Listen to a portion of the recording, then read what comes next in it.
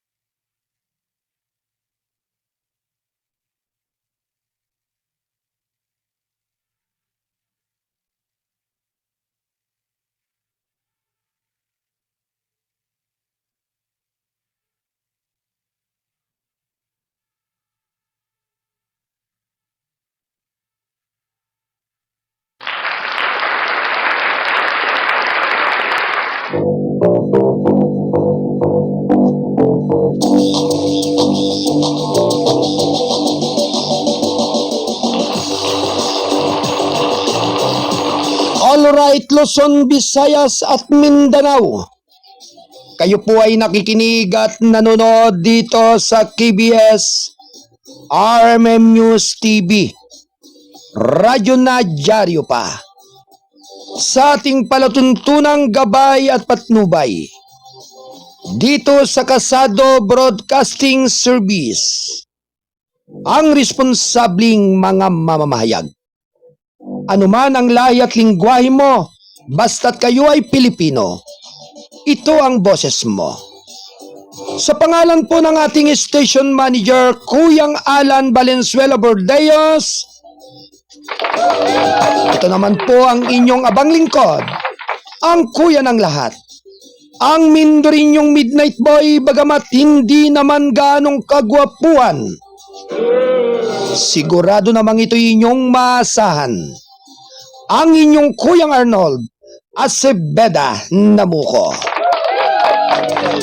Dito sa ating palatuntunang gabay at patnubay, dito sa ating himpilan ng KBS RMM News TV. Ito nga po ay kasapi ng The United Multimedia International Press Corps. Aim to create hopes for the progress of good and continuing news dissemination. Vision, proper communication, coordination to any private and public entities worldwide. Mission, helping less unfortunate peoples, changing fortunes, and let our voice be heard.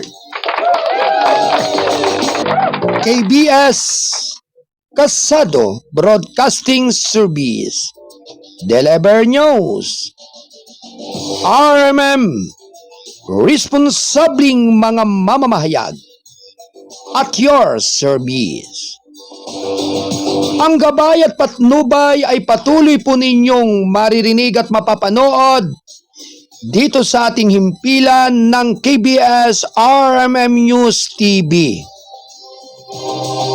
Lunes hanggang Biyernes, ganap na 8 hanggang 10 ng umaga. I-like, i-share at i-follow ang FB page ng Balitang Kasado at ganun din ang KBS RMM News TV. Halina po kayo, aking mga minamahal na tagapakinig.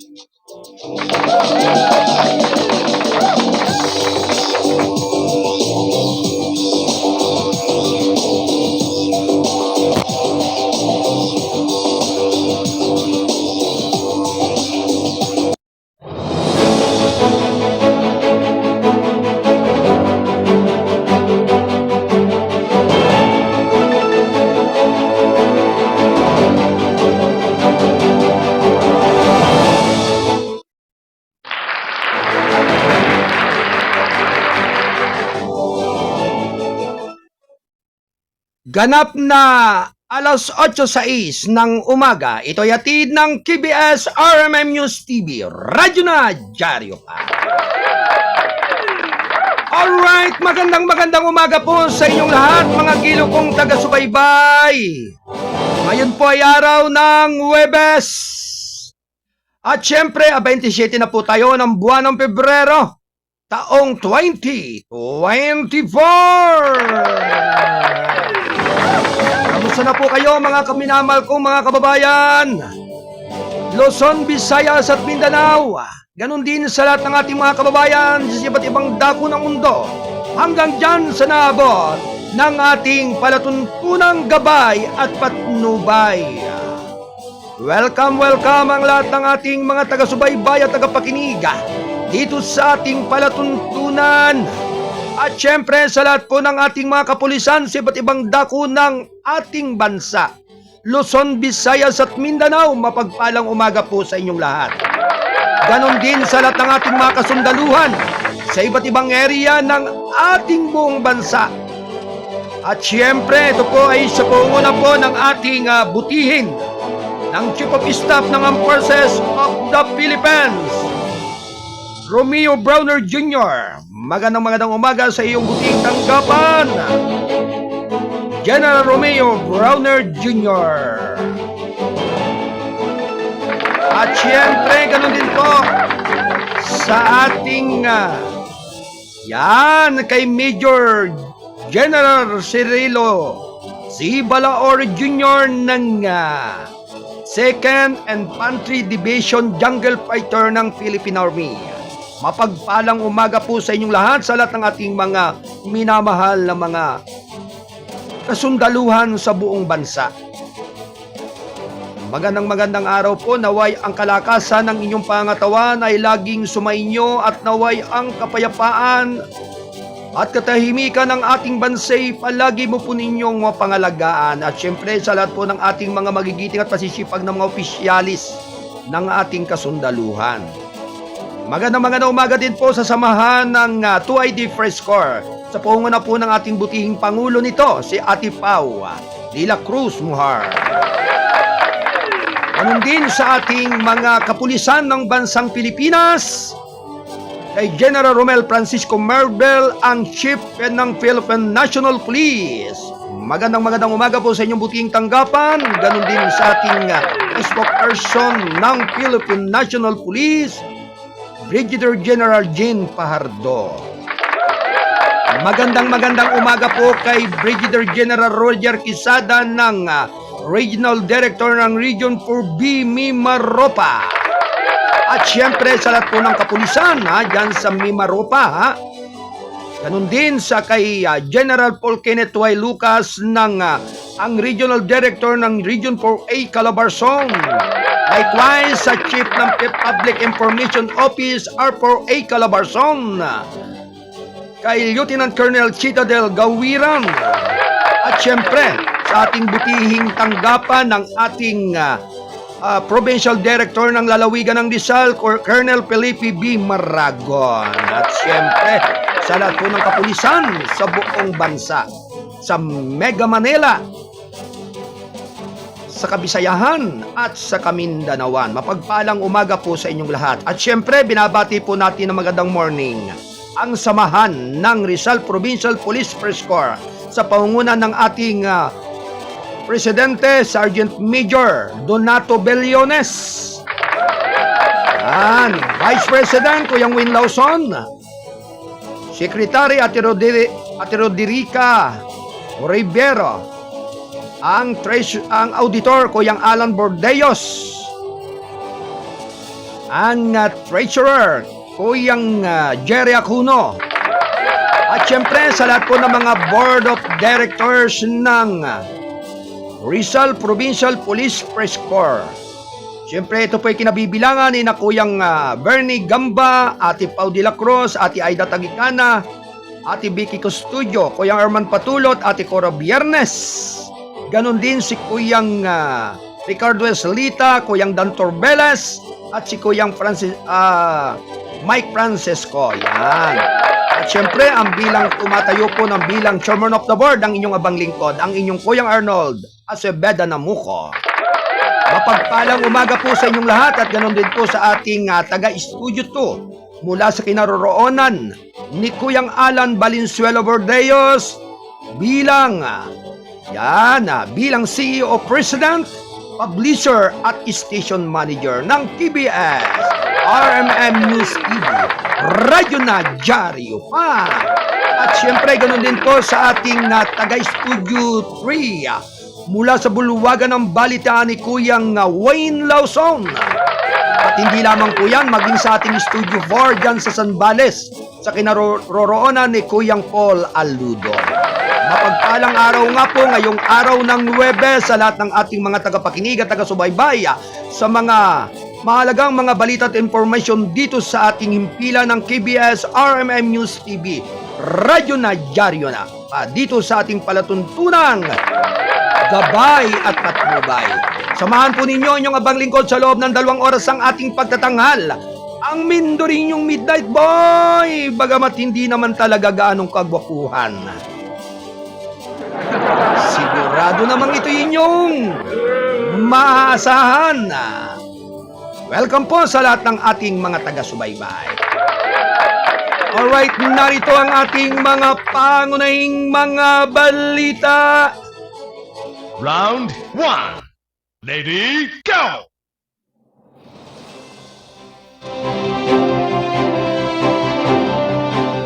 At syempre sa lahat po ng ating mga nakatuning ngayong araw na ito, magandang umaga kay Judy Ann Namuco. Thank you for watching from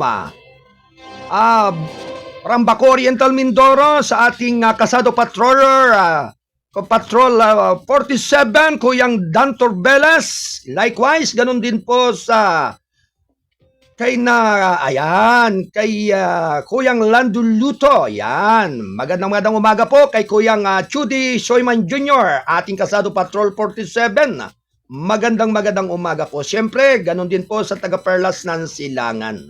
Magandang umaga po sa inyong lahat at sumainyo ang mapagpalang araw. Ngayong araw ng Huwebes, 13 minuto makalipas ang 8 ng umaga. Samantala, Escudero, Binalangkas, ang timeline ng impeachment, pinag-uusapan ang iba pang isyu. Round 1. Lady, go! Samantala, dinitalye ni Senate President Francis Escudero nitong Martes ang inabangang timeline ng impeachment trial ni Vice President Sara C. Duterte na nagbibigay diin sa pagsunod sa constitutional procedures. Sa isang press conference sa Sorsogon, nilinaw ni Escudero na malamang na hindi magsisimula ang impeachment trial bago ang huling bahagi ng Hulyo na nagbabasura ng mga haka-haka ng mga naunang pagsisimula. Ang pinakamagang betsa ng pinaglilitis ay magiging Hulyo 29 o 30 pagkatapos ang pagkapatuloy na Senate.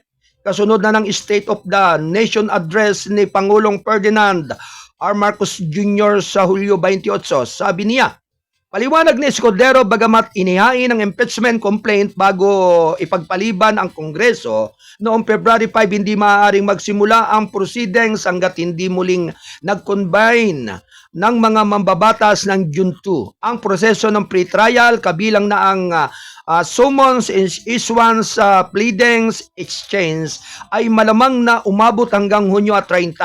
Kasabay ng pagtatapos ng mga termino para sa 12 senador dahil dito inaasahan niyang hawakan ng 20 Kongres ang bulk ng paglilitis. Kailangan nating tapusin ang mga patakaran sa impeachment, pangasiwa ng mga panunumpa para sa mga hukom ng impeachment. At tiyakin na ang due process ay itinataguyod ito sa isang legal na constitutional sa proseso, hindi isang minamadaling politikong maniobra, sabi niya.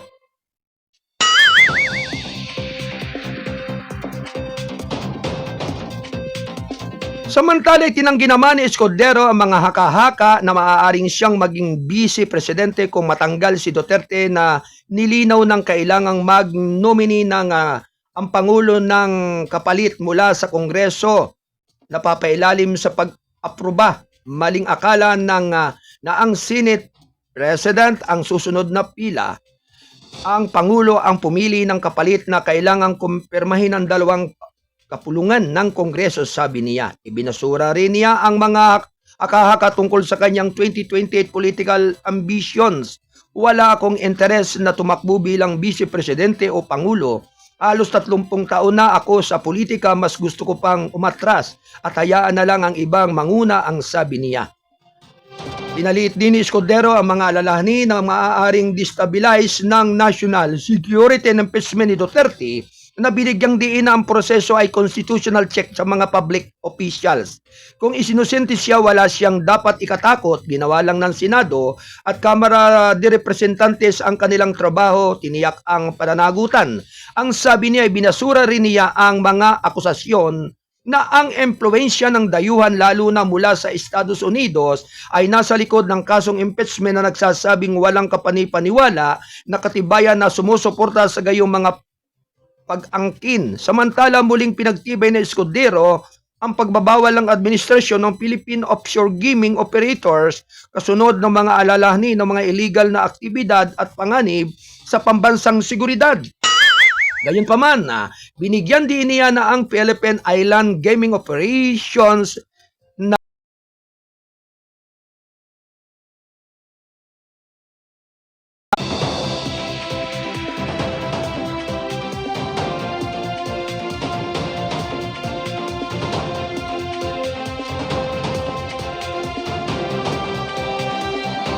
nagpareho sa mga patakaran ng paglalaro. Kung ang pugo ay nagkasama ng mga dayuhan, ang pigo ay kapaki-pakinabang sa mga Pilipino. Yon ang susunod na isyu na kailangan nating pag-aralan, ang sabi niya. Sa pagtugon sa mga alalahanin sa pamahagi ng tulong pinansyal sa panahon ng halalan, pinagtanggol ni Escudero ang pagpapatuloy ng mga programang tulong ng pamahalaan tulad ng Pantawid Pamilyang Pilipino Program or For Peace at ang Assistance to Individuals in Crisis Situations o AICS. Hindi nagsimula ang tulong pinansyal sa ilalim ng administrasyong ito. Nagsimula ito sa panahon ng termino ni Pangulong Benigno Aquino III, pinagpatuloy ni Rodrigo Duterte at patuloy sa ilalim ng Marcos, ang sabi niya. Naalala niya ang kanyang sariling mga karanasan bilang gobernador nang siya ay pinagbawalan na mamahagi ng tulong sa panahon ng halalan.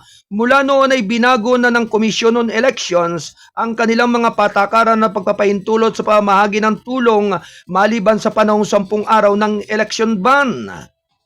Nang tanungin tungkol sa West Philippine Sea dispute, ibinasura ni Escudero ang mga mungkahi ng aksyong militar na binanggit ang parihong mga hadlang sa konstitusyon at sentimiento ng publiko. Tinalikuran ng Pilipinas ang digmaan bilang instrumento ng patakaran sa mga survey 0% na mga Pilipino ang sumusuporta sa armadong labanan dahil sa pagtatalo, ang diplomasya ang tanging opsyon natin, ang sabi niya. Sinuportahan din ni Escudero ang pagsisikap ni Pangulong Marcos sa palakasin ang alyansa sa mga international na kasosyo na nagsasabing kailangan ng isang pagkakaisang frente o panglabanan ang pagsalakay.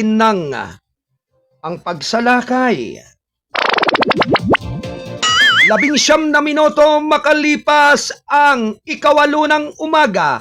Ito ay hatid ng Kasado Broadcasting Service, RMM News TV, radyo na, dyaryo pa. Tuloy-tuloy lamang po mga kababayan ng ating pagsasaimpapawid ng mga mahalagang mga balita. Round 1. Ready, go!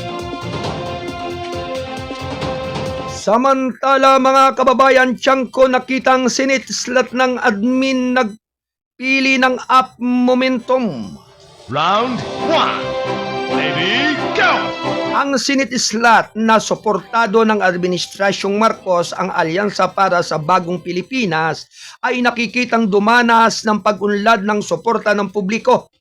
Habang nangangampanya at habang sabi nga'y nangangampanya ito sa iba't ibang panig ng bansa na may malaking turnout na sumasalamin sa matinding sigasig ng mga mamamayan sa mga kandidato nito at sa pananaw ng administrasyon sa pamamahala.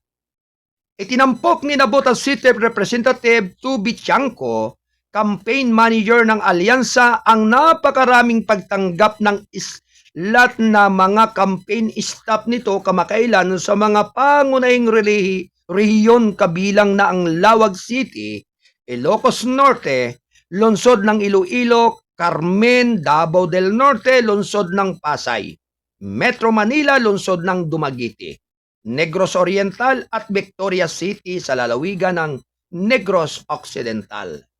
Ipinakita rin ng mga Pilipino ang kanilang tiwala sa alyansa at sa agenda ni Pangulong Bongbong Marcos na bagong Pilipinas, he said, and a news release nitong nakalipas na Martes. Kasama sa ticket ng alyansa sina dating Interior Secretary Benhur Abalos, Makati City Mayor Abby Binay, Senator Ramon Revilla Jr., Senador Pia Cayetano, dating Senador Panfilo Lacson, Senador Lito Lapid, Senador Aimee Marcos, dating Senador Manny Pacquiao, dating Senate President Vicente Soto III, Senador Francis Tolentino, ACT, CIRS, Representative at dating Social Welfare Secretary Erwin Tulfo, at Deputy Speaker Camille Villar. Kahit saan tayo magpunta, hindi may ikakaila ang sigasig. Gusto ng mga tao na mga leader na magsisiguro ng patuloy na katatagan at makabuluhang reforma, sabi ni Tiangco. Ayon pa rin kay Tiangco, nakita ang mga botante na sumasali sa mga campaign rally na masigasig na nakikinig sa mga plataforma ng mga kandidato na nakatuon sa paglago ng ekonomiya. Pagpapaunlad na rin ang instruktura at pagpapabuti ng kapakanan ng ating lipunan. Habang isinusulong natin ang ating kampanya, nananatili tayong nakatuon sa direktang pagkonekta sa mga Pilipino. Tiniyak na nauunawaan nila ang pangitain ng ating mga kandidato para sa mas malakas na bansa. Dagdag pa niya. 23 minuto makalipas ang 8 ng umaga. Ito ay atid ng balitang kasado ang payagang balansi at totoo. National Newspaper. Samantala picture, arestado sa entrapment operation sa loob ng DMW. Round 1. Ready, go! Arestado sa entrapment operation itong Martes ang isang security guard ng Overseas Workers Welfare Administration or UWA na nakatalaga sa loob ng Department of Migrant Workers ng Mandaluyong City. Dahil sa illegal na pag-aalok ng pinabilis na serbisyong gobyerno kapalit ng pera sa isang balita, sinabi ng DMW na nag-alok ang suspect na mabilisan ng appointment at certificate ng Pre-Departure Orientation Seminar o PIDOS kapalit ng 35,000 pesos kada aplikante. Ang PIDOS ay isang libreng mandatory requirement para sa mga first-time overseas Filipino workers. Ayon pa rin sa DMW, ang suspect ay nahuli ng Migrant Workers Operation Bureau ng DMW sa koordinasyon ng Mandaluyong City Police. Inireport ng dalawang direct hire OFWs mula sa Calaca, Batangas na nakakuha ng trabaho bilang domestic workers para sa isang royal family sa Bahrain. Ang suspect nagtatanong sila tungkol sa proseso ng PIDOS na sa tanggapan ng Overseas Workers Welfare Administration. Sa kalawang papalapag nang lumapit sa kanila